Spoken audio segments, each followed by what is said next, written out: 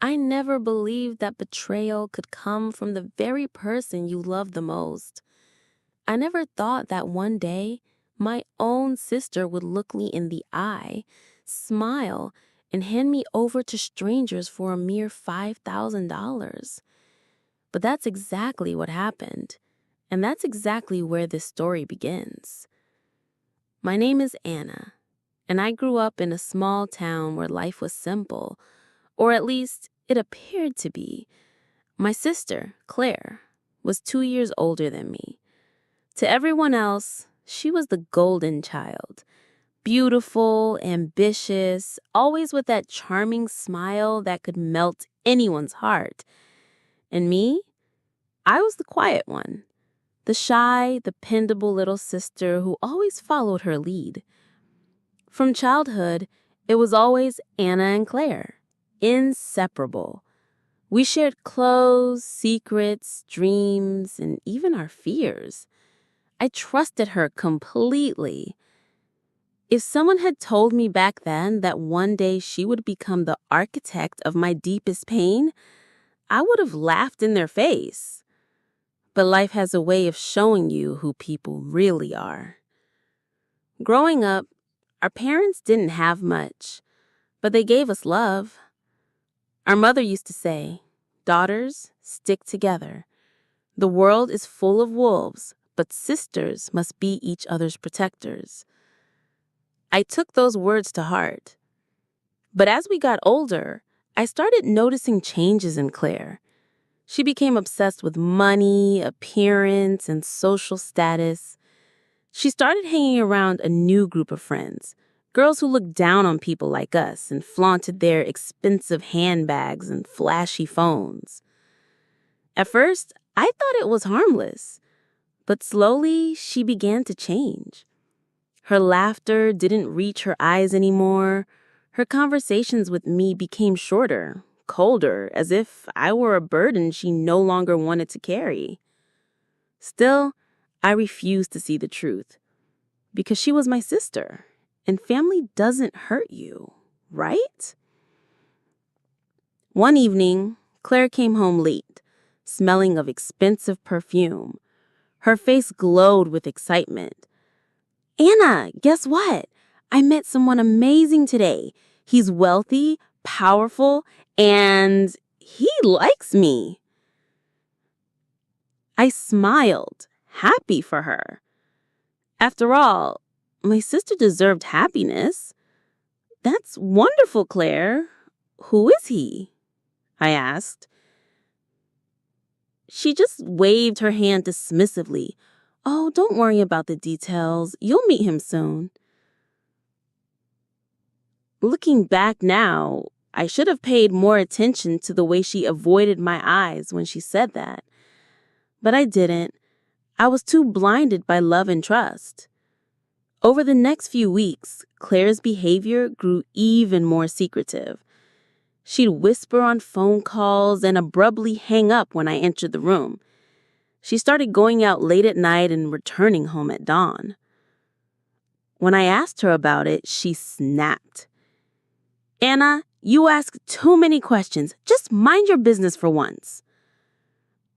Her words stung, but I brushed them off. I told myself she was just stressed. If only I had known, those late-night calls were about me, about my fate. One Saturday morning, she asked me to come shopping with her. "Anna, let's go into the city today. I found a boutique with amazing deals. You need new clothes, don't you?" I smiled, relieved to feel like we were bonding again. "Sure, I'd love that." As we rode in a small, hired car, she talked endlessly about random things: makeup, clothes, music, anything to keep me distracted. But I couldn't shake off this strange feeling in my chest, like a quiet warning whispering, something is wrong. When we finally stopped, I realized we weren't near any shopping district. Instead, we were in a remote area I didn't recognize. Tall trees surrounded us, and there wasn't a boutique in sight. "Claire, where are we? This doesn't look like the city," I said, my voice trembling slightly. Claire gave me a tight smile. "Relax, Anna. There's a shortcut here. Trust me." I nodded slowly, trying to calm my racing heart. But then 3 men emerged from the shadows. They looked rough, with cold, hard eyes that made my blood run cold. "Claire, who are these people?" I asked, my panic rising in my voice. She didn't answer me. She just stepped back, out of reach.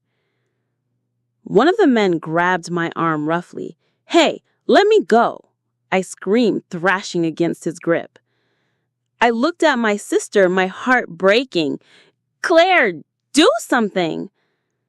But instead of helping me, she smiled, a slow, chilling smile that will forever haunt me. "You'll be fine, Anna. This is just business." Business? Her words didn't make sense at first. And then one of the men holding me handed her a small wad of cash. $5,000. That's all I was worth to her. I felt my knees weaken. My heart shattered into pieces. You sold me?" I whispered in disbelief. She didn't reply. She just turned and walked away without looking back. As the men forced me into the van, my screams echoed into the night. The van door slammed shut, the engine roared to life, and my sobs filled the cold, dark space around me. In that moment, something inside me broke. I wasn't just kidnapped. I was betrayed by the only person I thought I could trust. The journey felt endless. The men spoke in hushed tones, their words like daggers in my ears. I didn't understand everything, but I caught fragments. Shipment, buyer, keep her quiet. Each word filled me with dread.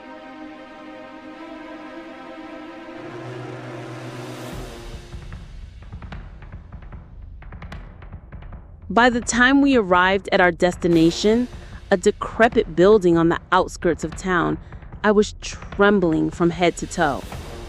They locked me in a small, dark room with nothing but a thin mat on the floor. "Stay strong, Anna," I whispered to myself. "Don't let them break you." A door creaked open and footsteps approached. A man entered, his face partially hidden by shadows. "You'll stay here until we move you," he said gruffly. "Be quiet and you won't get hurt." The door slammed shut again, leaving me in darkness. I curled up on the mat, tears streaming down my face. That night, as I lay alone, one thought burned in my mind. Claire sold me like a piece of property, but if I survive this, she will regret the day she ever betrayed me. And so began my journey. A journey of pain, survival, and ultimately, power. But before I could rise again, I had to face the depths of darkness. To be continued. Will Anna survive the nightmare her sister thrust her into? And how will she rise from nothing to become the one who takes everything back?